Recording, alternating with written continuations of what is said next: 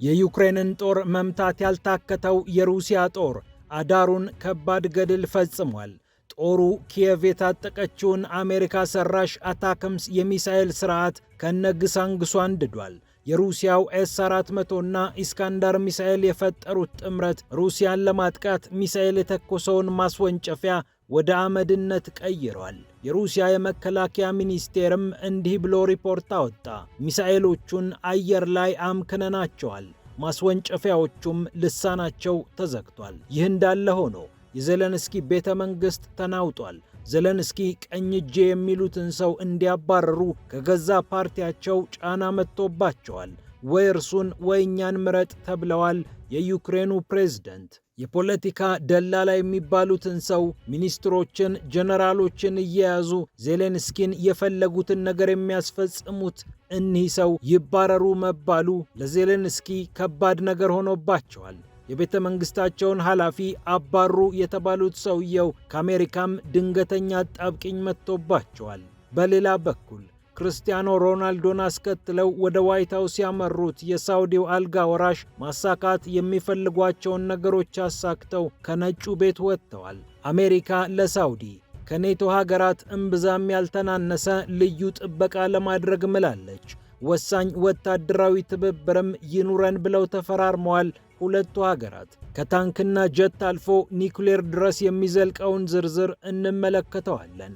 በሌላ በኩል ሐማስ ድምፁን አጥፍቶ በጋዛ የሰራው ሥራ በጋዛ ሕዝብ ልብ ውስጥ በጥልቀት እንዲገባ አድርጎታል ተብሏል። የአሜሪካው ዎል ስትሪት ጆርናል ጋዜጣ የጋዛ ሕዝብ ሐማስን እንደ አዲስ ወዶታል ሲል ያወጣው ዘገባ መነጋገሪያ ሆኗል። ሐማስ በጋዛ ያሰማራቸው ሰማያዊ የሚል መጠሪያ የተሰጣቸው ልዩ ፖሊሶችና በጋዛ ተስፋፍቶ የነበረው ዝርፊያ መቀነሱም ብዙ አስብሏል። ትጥቅ ፍታ የተባለው ሐማስ ጭራሽ ወደ አስፓልቱ መመለሱና ሌሎች አስገራሚ ጉዳዮችንም ትሰማላችሁ። ፒያሳ ኔትወርክን ስትከታተሉ ሁሉንም በጥልቀት ታገኛላችሁ።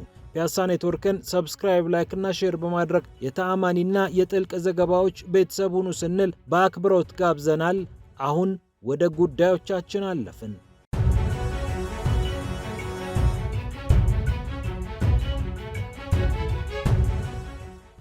ሚሳኤሎቹ አየር ላይ መክነዋል። ማስወንጨፊያዎቹም ልሳናቸው ተዘግቷል። የሩሲያ የመከላከያ ሚኒስቴር ያወጣው ሪፖርት ሲጨመቅ ይህንን ይመስላል። አታከምስ እየተባሉ የሚጠሩት በዘመነ ጆ ባይደን ወደ ዩክሬን የገቡት እነዚህ ሚሳኤሎችና የሚሳኤል ስርዓት ናቸው በሩሲያ እሳት ተለብልበው ወደ አመድነት የተቀየሩት። ዩክሬን አሁንም ከምትገኝባቸው የካርኮቭ አካባቢዎች ተኩስ መተኮሷን ቀጥላለች። ወደ ቮሮኔዝ የላከችው ሚሳኤልም በሩሲያ እንኳን ደህና መጣህ ተብሎባታል። ከአታከምስ የሚሳኤል ማስወንጨፊያ በርከት ያሉ ሚሳኤሎችን አስወንጭፋ የነበረችው ዩክሬን በሩሲያ አጸፋ ተሰጥቶባታል። ሁሉም ወደ ሩሲያ የተተኮሱት ሚሳኤሎች አየር ላይ እንዲመቱ ተደርገዋል። አየር ላይ በተመቱበት ሰዓት ወደ መሬት ሲወድቁ መጠነኛ ጉዳት ከማድረሳቸው በስተቀር ያሰቡትን ወታደራዊ ኢላማ መምታት ግን ሳይችሉ ቀርተዋል። 2 የሚሆኑ አታከምስ የሚሳኤል ማስወንጨፊያዎች 4 የሚሆኑ ሚሳኤሎቻቸውን ነበረ ያስወነጨፉት። ኤስ-400 የአየር መከላከያ ስርዓቷን የተጠቀመችውና ኤስ-400 የአየር መከላከያ ስርዓቷን ከፓንሲር ጸረ ሚሳኤል ስርዓት ጋር ያጣመረችው ሩሲያ እነዚህን ሚሳኤሎች አክሽፋቸዋለች። በሕፃናት ማሳደጊያና በመኖሪያ ቤት ላይ በተወሰነ ደረጃ ሚሳኤሎቹ ተመተው ከወረዱ በኋላ ጉዳት ቢደርስም ከዚህ ከፍ ያለ ነዋሪዎች ላይ የደረሰ ጉዳት እንደሌለ የሩሲያ የመከላከያ ሚኒስቴር ይፋ አድርጓል። ሚሳኤሎቹ በተወነጨፉ በጥቂት ደቂቃዎች ግን የሩሲያ ድሮኖች ሚሳኤሎቹ ከየት ተነስተዋል የሚለውን ጉዳይ ለመቃኘት ተሰማርተው ውጤታማ ተግባር አከናውነው ተመልሰዋል። ድሮኖቹ ባቀበሉት መረጃ መሰረትም ሩሲያ ኢስካንዳር ሚሳኤሏን አስወንጭፋ 2ቱን አታክምስ የሚሳኤል ማስወንጨፊያዎችን ዶግ አመድ አድርጋቸዋለች።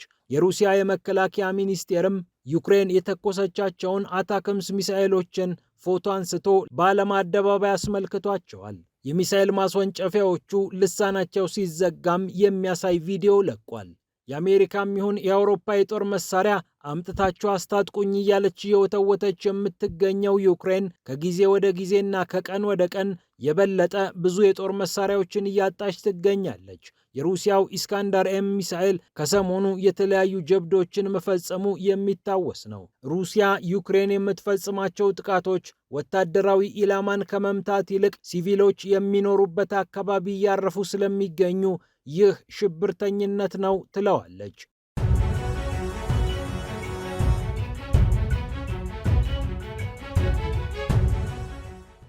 ከዛው ከዩክሬንና ከሩሲያ ጉዳይ ሳንወጣ የዜሌንስኪ ቤተ መንግስት ዳግም ተበጥብጧል። በሙስና ጉዳይ የታመሰው ቤተ መንግስቱ አሁን ደግሞ ቁልፉን የዜሌንስኪ ሰው አባሩ በሚል ጥያቄ ዜሌንስኪ እንዲወጠሩ አድርጓል።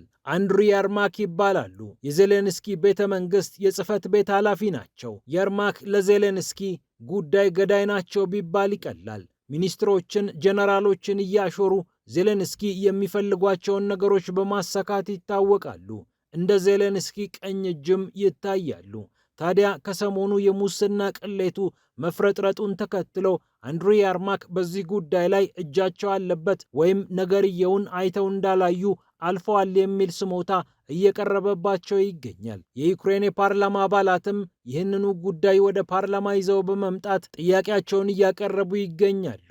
የህዝብ አገልጋይ የተሰኘ ፓርቲ የሚመሩት ዜሌንስኪ ከገዛ ፓርቲያቸው ከፍተኛ ተቃውሞ እየቀረበባቸው ይገኛል።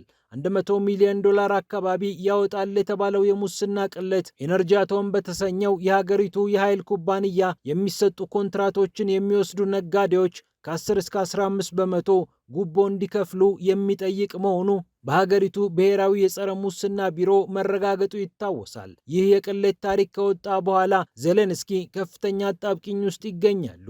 ቲሙር ሚንዲች የተባሉት የእርሳቸው የቅርብ ሰው በጸረ ሙስና ቢሮ ሊያዙ ሲሉ ከሰዓታት በፊት ዩክሬንን ለቀው መውጣታቸው ደግሞ በሰውየው ላይ ረጅም ገመድ እንዲጠመጠም አድርጓል። አሁን ደግሞ የርማክ ይህንን ሁሉ ጉዳይ ያውቃሉ ወይ ስልጣናቸውን ይልቀቁ፣ ካለበለዚያ ዜሌንስኪ ያባሯቸው የሚሉት ጥያቄዎች ተከታትለው እየመጡ ይገኛሉ።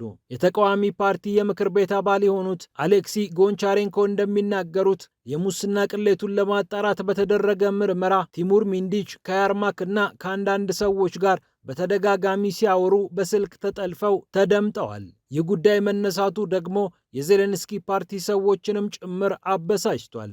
ዩክሬንስካያ ፕራቭዳ የተባለው የዩክሬን መገናኛ ብዙሃን እንደዘገበው የዜሌንስኪ ፓርቲ ሰዎች ወይ እሱን ወይ እኛን ምረጥ ብለው ዜሌንስኪን ወጥረዋቸዋል ነው የተባለው። ስትራና የተባለው ሌላኛው የዩክሬን መገናኛ ብዙሃን ደግሞ ዜሌንስኪ የገቡበት አጣብቂኝ እንዲህ በቀላሉ አይፈታም ይላል።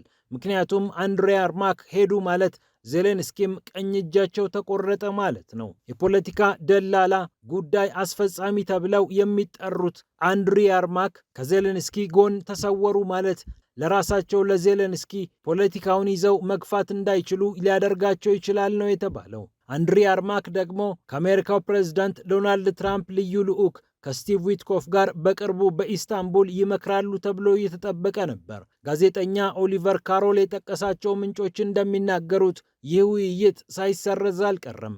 ምክንያቱም ስቲቭ ዊትኮፍ ከአንድሪ የርማክ ጋር ከመገናኘታቸው በፊት በጉዳዩ ላይ የሚያውቁት ነገር ብዙም አልነበረምና ቀጠሮ እንዲቀጥል ወስነው የነበረ ቢሆንም ኋላ ላይ ግን ሳይሰርዙት አልቀረም ተብሏል።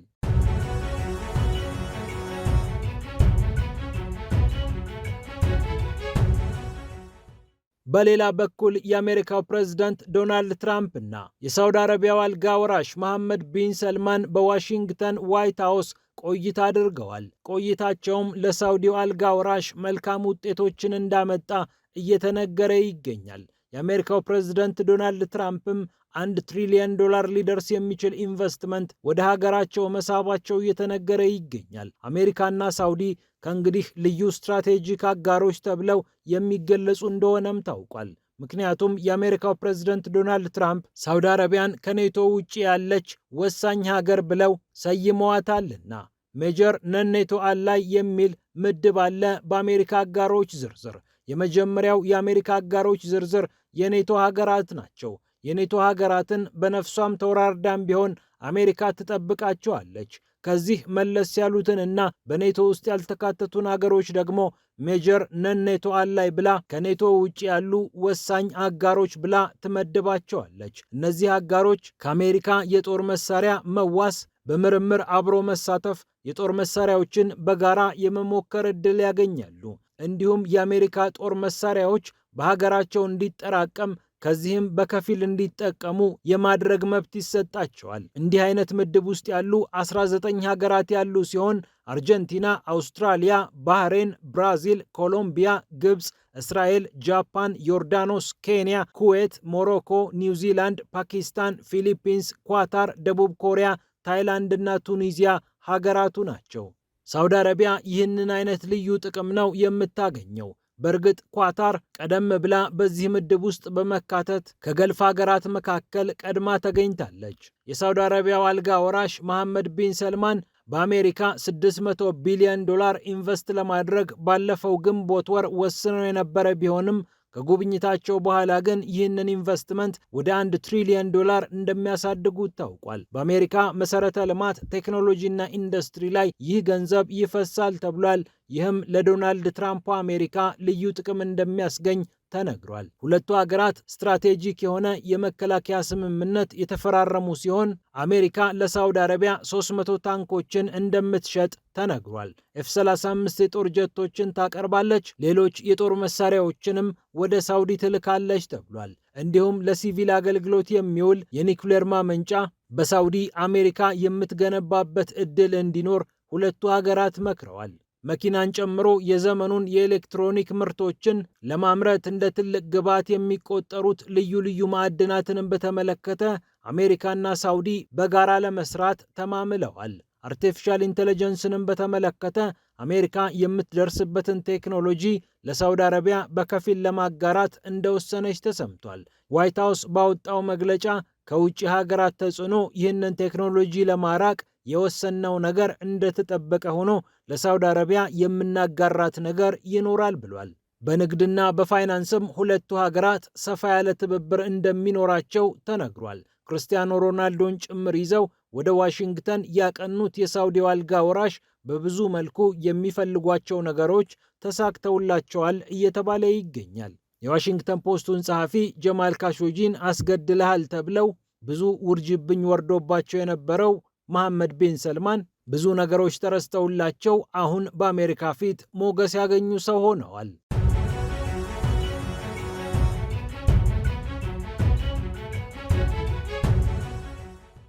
በመጨረሻም ሐማስ በጋዛ እየሰመረለት ነው ተብሏል። የጋዛ ሕዝብም ሐማስን እንደ አዲስ በፍቅር አይን እያየው ነው ተብሏል። የአሜሪካው ዎል ስትሪት ጆርናል ጋዜጣ እንደዘገበው የተኩስ አቁም ስምምነቱ ከተፈረመ በኋላ ሐማስ ወደ አስፓልቱ ወጥቶ ጥበቃ ማድረግ መጀመሩን ተከትሎ በጋዛ የነበረው ዝርፊያ በከፍተኛ መጠን ወርዷል።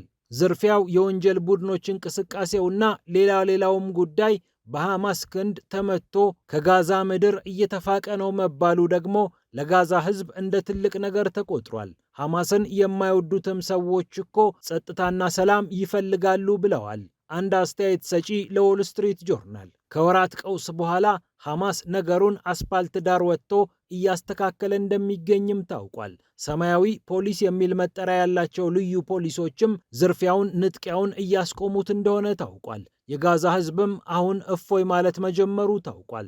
ሐማስ በግድ ትጥቅ እንዲፈታ አይፈልግም የተባለው የጋዛ ሕዝብ ቢያንስ ከ52 በመቶ የሚሆነው ሕዝብ ሐማስ በፍቃዱ ካልሆነ በጉልበት ትጥቅ መፍታት የለበትም ብሎ ያምናል። የፍልስጤም የምርምር ማዕከልም ይህንን ቁጥር ያረጋገጠ ነገር አውጥቷል።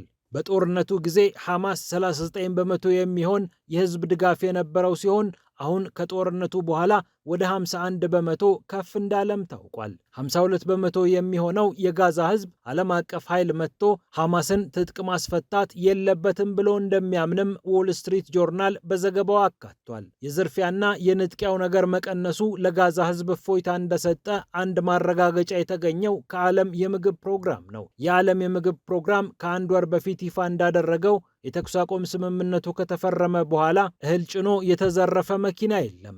እስራኤል ያሰረገቻቸውና በውስጥ በቅለው የነበሩ አንዳንድ የወንጀል ቡድኖች ዝርፊያውን አጧጡፈው የነበረ ቢሆንም ሐማስ ትንፋሹን ሰብስቦ በሰራው ስራ እነዚህ ቡድኖች እየተመቱ ከጋዛ ሕዝብ ትከሻ ላይ ወርደዋል ነው የተባለው። ይህም ሐማስ ደግ አደረክ ተብሎ በፍልስጤም ሕዝብ እንዲወደድ አድርጓል እየተባለ ይገኛል። ስርዓት አልበኝነቱ ሕዝብን የማስፈራራቱ ተግባርም ከሞላ ጎደል አሁን በረድ እንዳለ ዎል ስትሪት ጆርናል ይዞት የወጣው መረጃ ያመላክታል። ትጥቅህን ፍታ ሲባል የነበረው ሐማስ አሁን እንዲህ አይነት ሕዝባዊ ተቀባይነት ማግኘቱ ደግሞ ነገሮች ለአሜሪካና ለእስራኤል እንዲወሳሰቡባቸው ያደርጋል ሲል ዘገባው የሰላሙን አንድምታ ገልጿል።